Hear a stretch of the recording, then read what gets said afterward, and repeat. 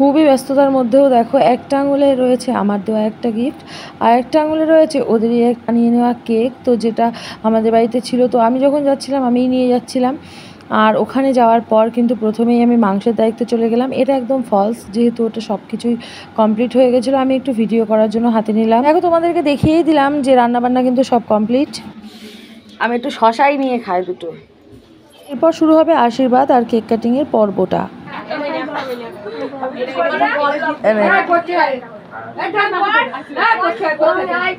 তুই ওদের মধ্যে চাটা দিবি? এই আরো লেগে গেছে, এটা তো চাট।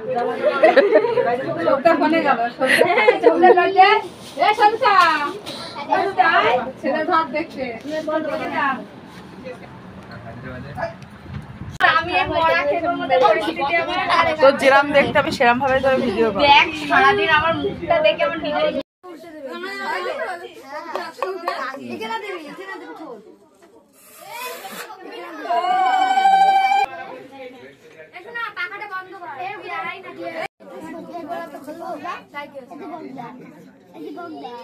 আরে ওটা থাক মাথায় খুলে পাগল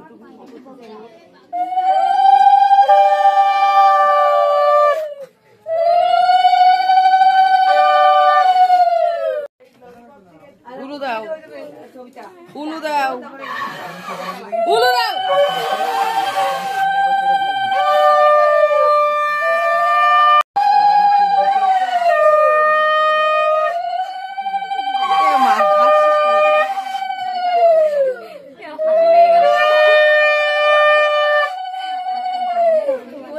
তুই উলু বাদ দে, এমনি দিয়েছো।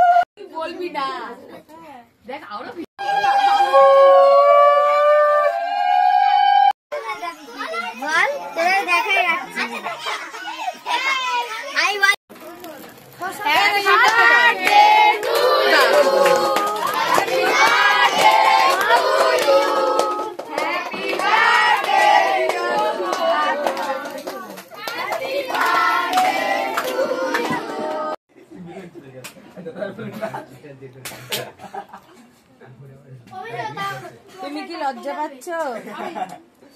হ্যাঁ পেয়েছো লজ্জা? পেয়েছো?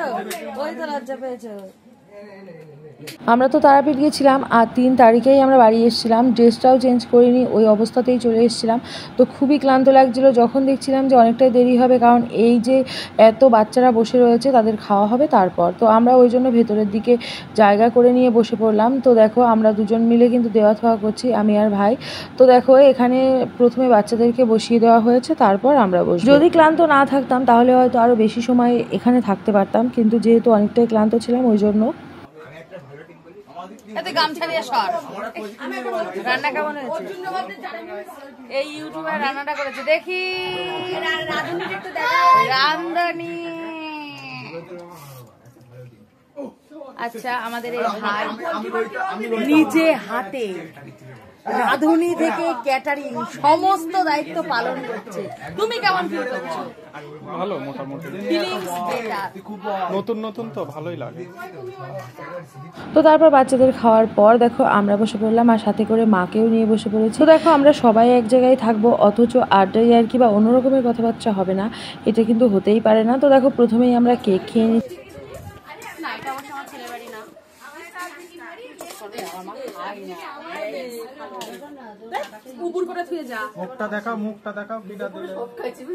সত্যি এরকম বান্ধবীকে আর কিছু বলারই নেই। প্রথমত মা ভাত ছাড়া আর অন্য কিছু পছন্দই করে না, তার উপরে জোর করে এতটা ফ্রাইড রাইস দিয়ে যাচ্ছে। তাছাড়া আমি যে সারাদিন বাইরে বাইরে কাটিয়ে আসলাম, ড্রেসটাও পাল্টানোর টাইম পাইনি, তার মধ্যে চলে এসেছিলাম। প্রচণ্ড গরমও পড়েছিল। সব মিলিয়ে খেতে চাওয়ার যে চাহিদাটা বা ক্রেভিংটা সেটাই কিন্তু খুব কমই ছিল। কিন্তু আমার বান্ধবী একটু কুচুটে ধরনের, যদি কিনা না খাওয়া হয় তাহলে কি না কি বলে বসবে, তারপর মুখের দিকে তো তাকানো যাবে না, এরকম একটা পরিস্থিতি। তো যাই হোক, সব মিলিয়ে খাওয়া দাওয়া সবই বেশ সুন্দর হয়েছিল। পায়েসটা কিন্তু স্পেশালি বান্ধবী নিজেই বানিয়েছে, তো ওটা কিন্তু খুব সুন্দর হয়েছিল। কিন্তু প্রথমে যখন ও আমার কাছে জিজ্ঞাসা করেছিল যে কেমন হয়েছে পায়েসটা, আমি বলেছিলাম খুবই বাজে হয়েছে। তো তারপর দেখো আমি বলেছিলাম যে না, খুব সুন্দর হয়েছে। আর এদিকে এই মেয়েটার পরিস্থিতি দেখো, মানে ক্যামেরা অন করার পর এমন একটা পরিস্থিতি করলো কি বলবো।